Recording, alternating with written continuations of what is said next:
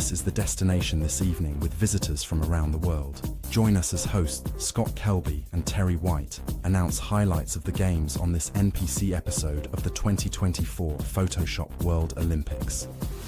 Welcome back to live coverage from Day 7 of competition here at the 2024 Photoshop Olympics in Paris. Of course, this follows the hugely successful Paris Summer Games, which was followed by the Paralympics. And then we're slotted in right after, at Bastille Day and after Armistice Day, International Workers' Day, the Unionized Mail Delivery Persons Day, Thursday, French Groundhog Day, and Casual Dress Friday. We're right in there, and this is all leading up to this momentous occasion. And as any Parisian will tell you, it's the most important event of the year to Frenchmen everywhere. Yes, it's the Photoshop World Olympics.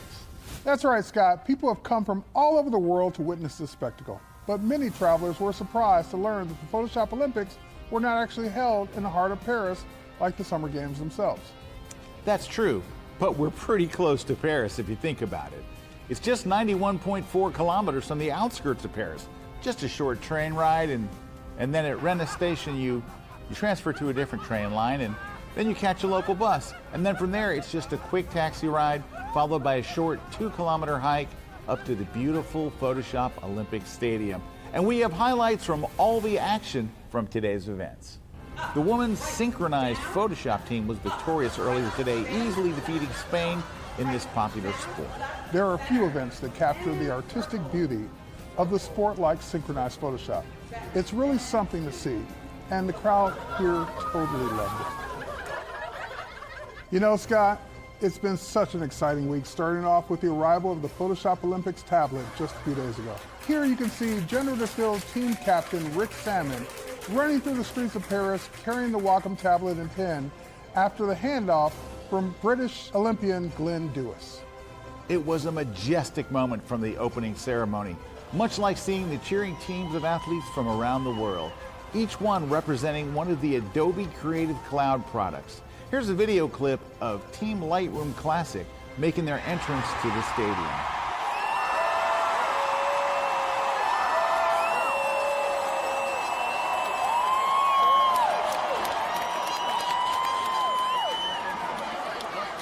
There wasn't a dry eye in the house for sure. And since then, we've seen some amazing feats of Photoshop athleticism. However, it was heartbreak for the U.S. men's Photoshop track and field team when a botched handoff during the 400-meter laptop relay caused the team to be disqualified. And this thrust the Australian team into the medal round, taking the bronze. The team had already been plagued with controversy after a last-minute switch to MacBook Airs to make the handoff lighter. This was immediately challenged by the Serbian officials since they don't have Apple stores in Serbia. It wasn't all bad news for the Photoshop team in track and field, as crowd favorite Moose Peterson took gold in the 600-millimeter lens throw. Moose broke the previous world record held by France's Serge Remilly by nearly 85 millimeters. The U.S. women's team took silver in the photo restoration marathon after the Venezuelan team was caught using a plug-in. The Photoshop Olympic Committee, the POC, disqualified the Venezuelans. We caught up with their coach, Coach Hilmar, for comment. Bueno, y entonces, ¿cuál es la trampa? Chamo, eso no es así. No, pana, no, ¿qué es eso? Mira todas las medallas que yo he ganado, vale. ¿Quiénes son los jueces? ¿Están haciendo trampa? ¿Quiénes son los jueces ahí, vale? ¿Dónde es ese juez? No. Vamos a tener que pelear, pana, porque eso no me lo cabe. No pelear porque me están haciendo trampa, vale. I have no idea what she just said. I don't know either, Terry, but she seems very upset. Very. Really, really upset and angry, and I'm sure that's probably what she was saying. Why did we even bother showing that clip if we didn't know what she was saying? I do not know, but let's quickly change subjects and take a look at this picture from the track and field competition. That's Joe McNally, who wound up taking bronze in the event.